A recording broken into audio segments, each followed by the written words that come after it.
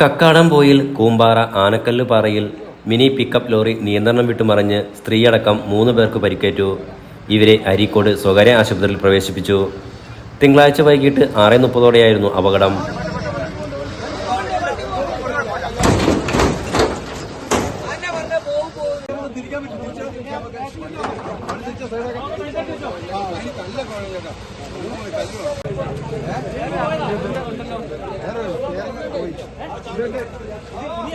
അപകടത്തെ തുടർന്ന് വണ്ടിയിലെ ഓയിൽ റോഡിലേക്ക് പരന്നൊഴുകി.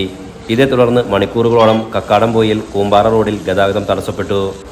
മുക്കത്ത് നിന്നെത്തിയ അഗ്നിരക്ഷാസേന റോഡിൽ ഒഴുകിയ ഓയിൽ കഴുകി വൃത്തിയാക്കിയതിനു ശേഷം ഗതാഗതം പുനഃസ്ഥാപിച്ചു.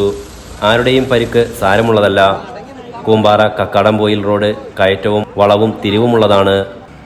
പലപ്പോഴും പലരും ശ്രദ്ധിക്കാതെ അതിവേഗതയിൽ വാഹനം ഓടിക്കുന്നതിനാൽ അപകടം വർദ്ധിച്ചിരിക്കുകയാണ് ഇവിടെ. കക്കാടംപൊയിൽ വിനോദസഞ്ചാര കേന്ദ്രത്തിലെത്തുന്ന സഞ്ചാരികൾ അപകടത്തിൽപ്പെടുന്നത് തുടർക്കഥയായി മാറിയിരിക്കുകയാണ്. Enlight news, Mukkam.